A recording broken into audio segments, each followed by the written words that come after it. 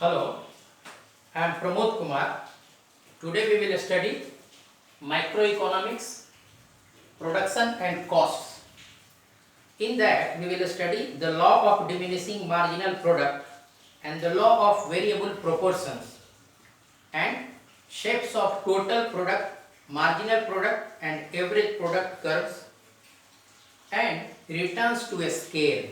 Right? So first is the law of diminishing marginal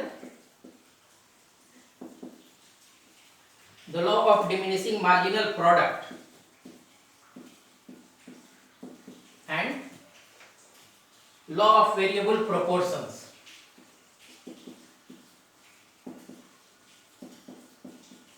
Right? So what happens? What is law of diminishing marginal product? When we increase one input, means factor of production, and keep all other inputs as constant, then what happens? After a certain point, the marginal product from this variable input starts declining. Right? Once again, when we increase one input in the production process while keeping all other inputs as constant, so we reach a point where the marginal product from this variable input which we are increasing gradually starts declining. Right? That is called law of diminishing marginal product. The marginal product out of that input, variable input which we are varying, initially it goes up, then we reach a point where the marginal product of that variable input starts coming down. Now, a similar kind of proposition is there, law of variable proportions. Law of variable proportions says that when we keep on increasing one input while keeping all other inputs as constant, so what happens? Marginal product of that factor input which we are varying initially increases, but after a certain point it starts coming down. So almost both are the same thing, similar kind of things.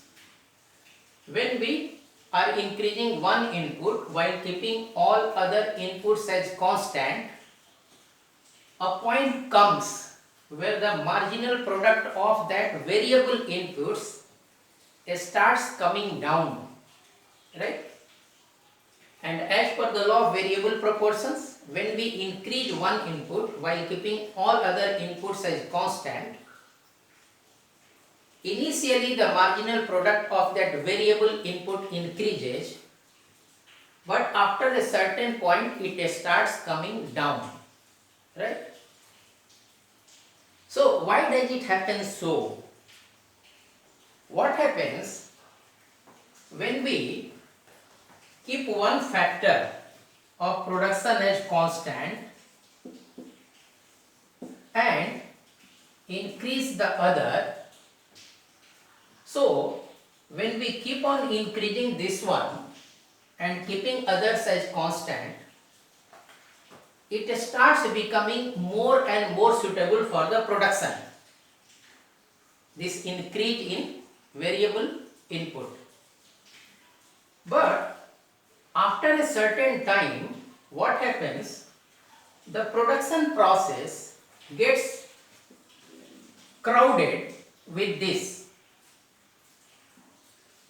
because we have kept on increasing this input while keeping others as constant. So this input crowds the production function. It becomes slightly too much and becomes less and less suitable for the production process. So the marginal product of this input starts declining. Initially it goes up, then it starts coming down. What happens? It crowds the production process.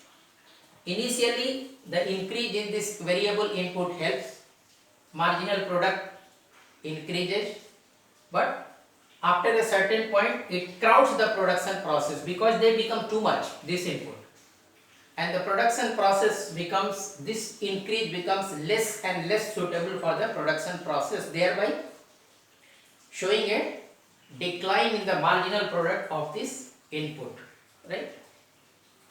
Now these things we can see from here. Here is factor 1, that is variable. Other factors we have kept as constant. So here also you can see we have kept factor 2 constant at 4, as we have seen in the previous video. You presume that factor 2 is kept constant at 4. So when we are going to, we have discussed if any of the factors is 0, there will be 0 output.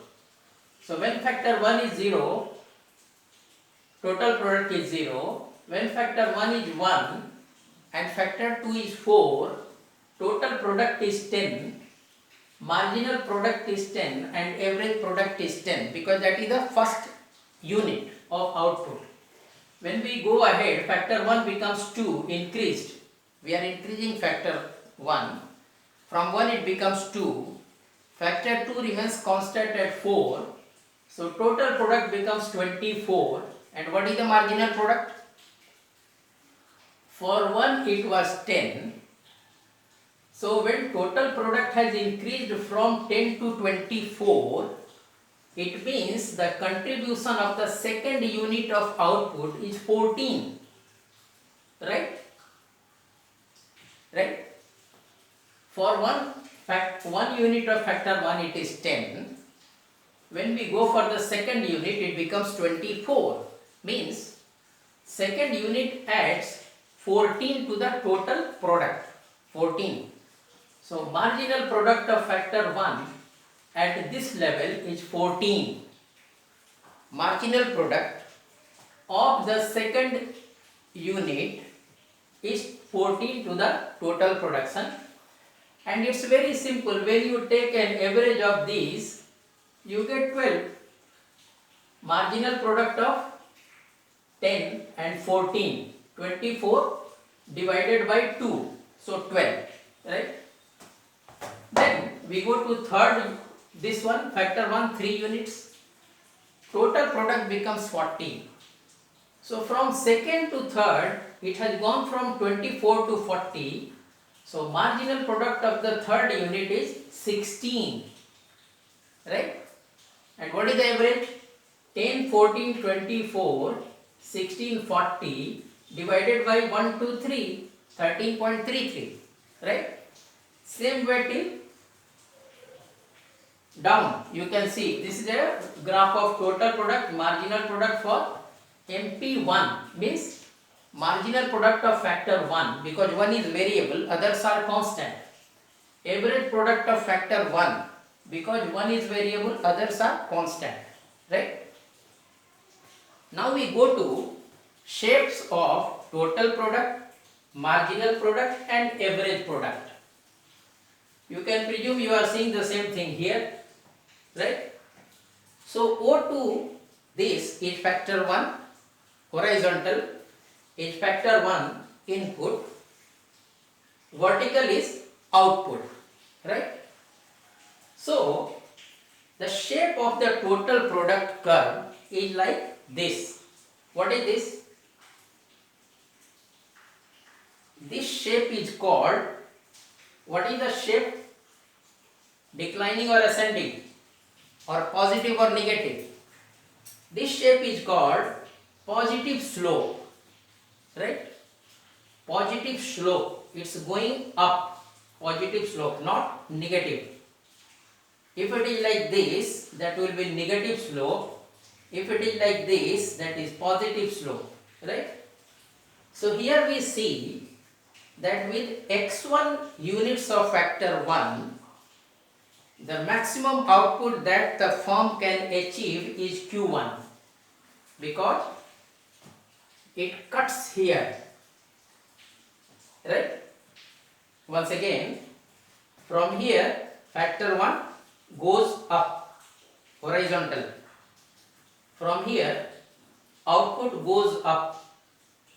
So at x1 units of factor 1 or x1 amount of factor 1, the firm can get the maximum output of Q1. This is output, this is input of output of Q1 of total product, because after that you will see it starts declining, right? It starts gradually declining. Okay, so total product shape you have seen. An increase in the amount of one of the inputs keeping all other inputs constant generally results in an increase in output, right? The total product curve in the input output plane is a positively curved slope, positively curved. If it was like this, that would be negatively curved, sloped curve, right? We measure the unit of factor 1 horizontal, output in the vertical plane, right? So according to the law of variable proportions, the marginal product, which we have already discussed, of an input initially rises, and after a certain level of employment of the variable input, it starts getting down. So now we will shift to marginal product of factor 1 and average product of factor 1 curve. So what do we see here? Once again, input plane is the horizontal one, factor 1 input, output is a vertical one. So here we will find MP1, it rises and then it falls after a certain point. You can see here MP1, it goes from 10 to 14, rises to 16, rises, it's like this, 10 to 14 to 16, then it starts declining, 10, 6, 1, right? We are talking of output, marginal product of factor 1, right? At the same time you will see average product at unit 1, total product, marginal product, average product are the same. When you go to the second unit, total product becomes 24, and since second unit has contributed 14, from 10 to 24, marginal product of factor 1 is 14, right? And what is the average product? 10 plus 14, 24 divided by 2 units, so 12. Once again, marginal product is increasing. From 14 it goes to 16, because with the third unit, total product has become from 24 to 40. So marginal product of the third unit with factor 1 variable is 16. So when you total this 10, 14, 16, it comes to 40 divided by 3 units, average is 13.33. Now you will see marginal product starts declining at the fourth unit. It becomes 10 from 16. So what happens to average product? 10, 14, 24, 16, 40, 50 divided by 4, 12.5. Now marginal product has fallen down, average product has also fallen down, right? So when has the average product started falling down? When average product becomes, when marginal product becomes less than average product, when marginal product starts becoming less than average product starts declining, right? So here you will see when marginal product is rising, average product is also rising, but marginal product is rising more. Why does it happen so? It's very simple arithmetic. Suppose you take marginal, it is 2, 4, 7, 11, 16. When you see average product, at this level average product will be 3, right? Here it will be 2 because only one unit. First unit, second unit, first unit, 2 units, 3 units, 4 units, 5 units. So average is 2, here average is 3, here average is 4.67, right? 2, 4, 6, 7, 13 divided by 3, 4.67, and here it becomes 24 divided by 4, 6, 40 divided by 5, 8. It's very simple. When you see some arithmetical number increasing in order, the average will increase, but it will increase in a lesser proportion to the increase in marginal product, right? Correct? So here also the same thing. When the marginal product rises, average product also rises, but it is below marginal product due to this reason. Marginal product keeps on increasing. Due to this, average product also keeps on increasing, but the rate of increase of marginal product is more and the rate of increase of average product is less as compared to the marginal product. Same thing is here. Marginal product is rising, so average product is also rising. It cannot happen that marginal product is rising, average product is coming down. How can it happen? If it is like this, marginal product is rising, 2, 4, 7, 11, 16, average product has to rise. Same thing is happening here. Marginal product is rising, but along with that average product is also rising. So long as marginal product increases, average product also increases, but marginal product remains greater than the average product, right? And when marginal product starts declining like this from 16 to 10, 6, 1, average product also starts declining, but here a reverse situation is there. Marginal product is below average product, right? While increasing, marginal product is more than average product. While declining, marginal product is less than average product.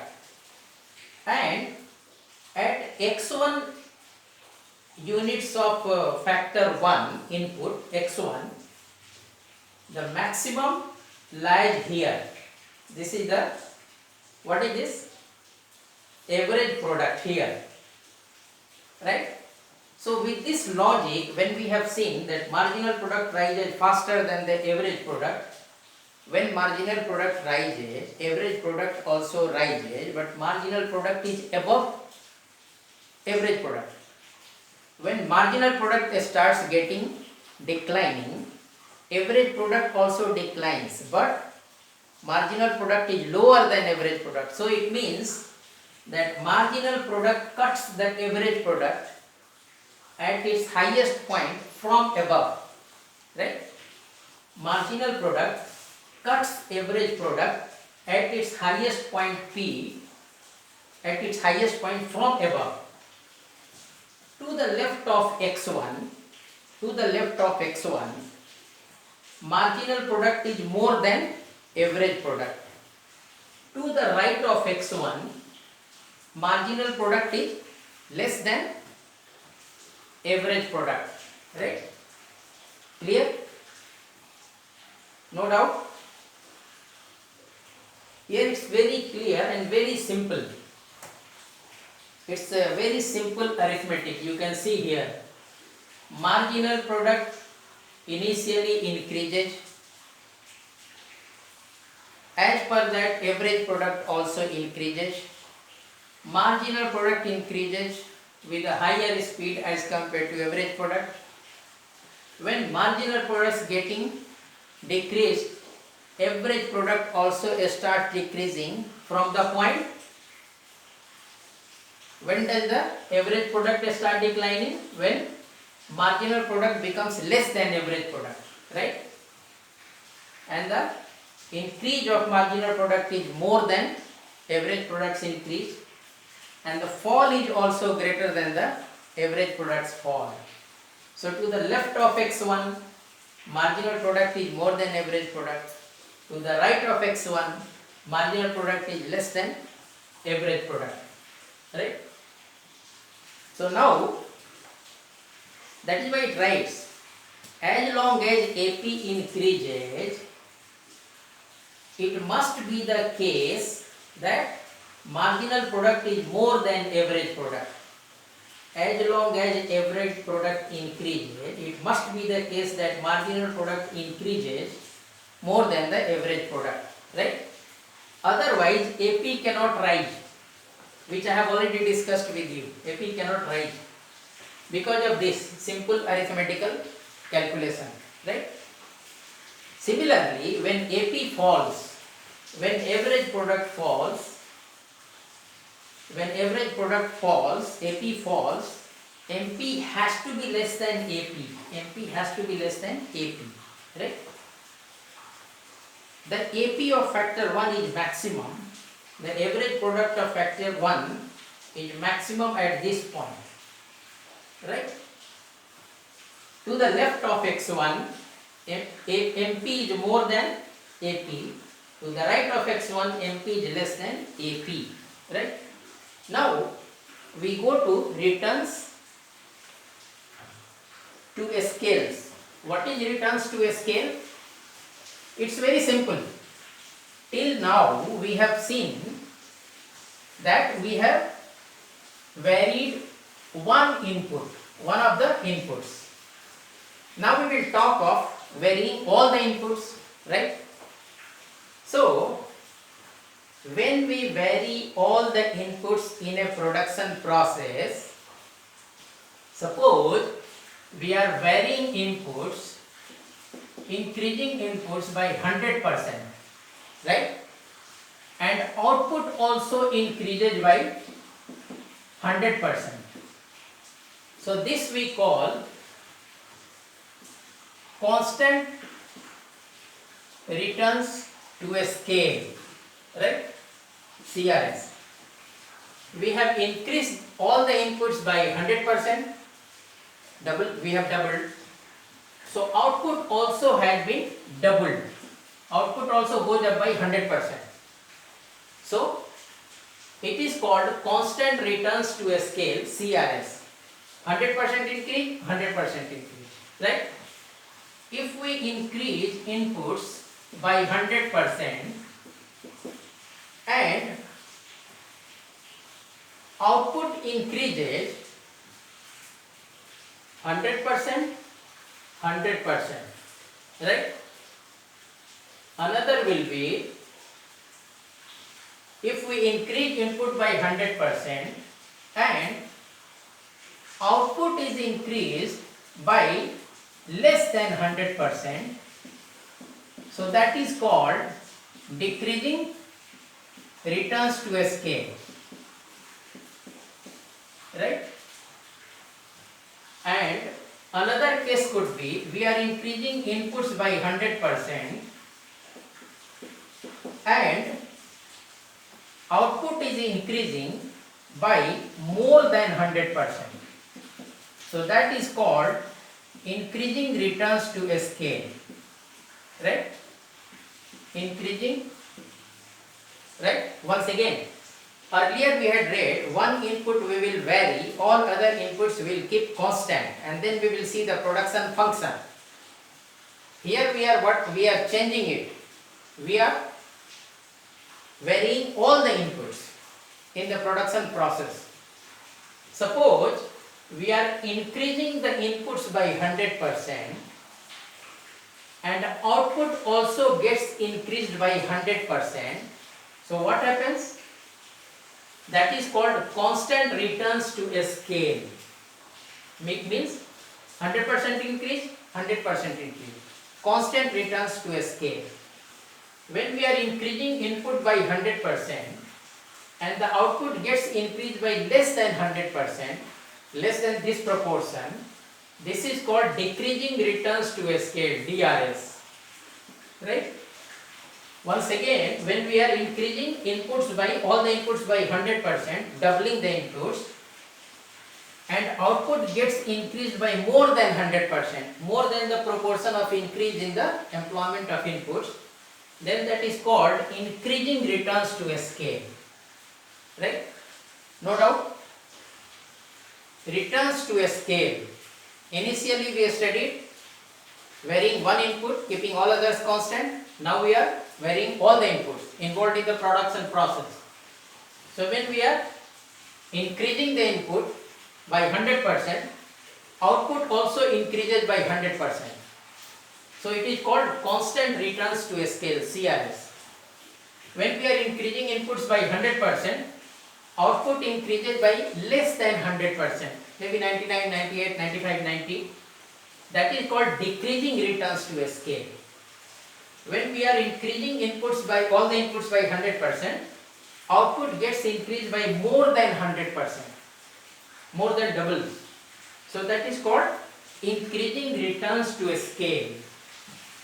So what we can do, we can learn it through a simple formula also, right?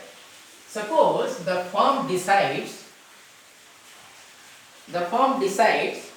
to increase the employment of inputs by T times.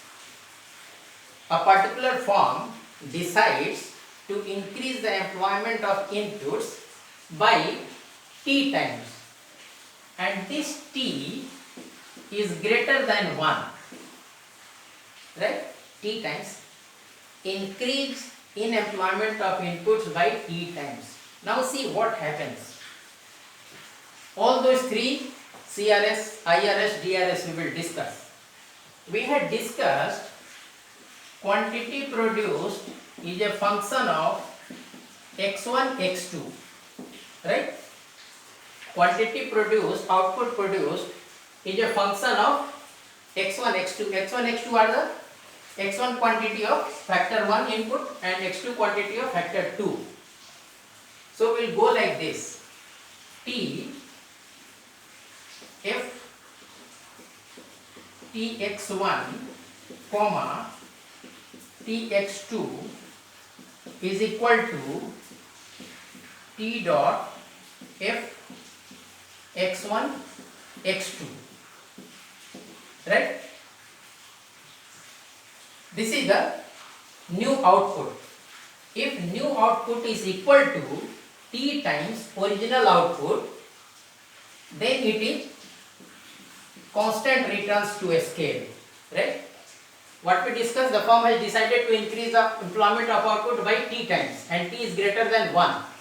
So we come to f tx1 tx2 is equal to T dot f x1 x2, right? If this output is equal to this, what is this? Original output T times, because employment of inputs have been increased T times. If both are equal, it is CRS, right? And if f tx1 tx2 is less than T dot f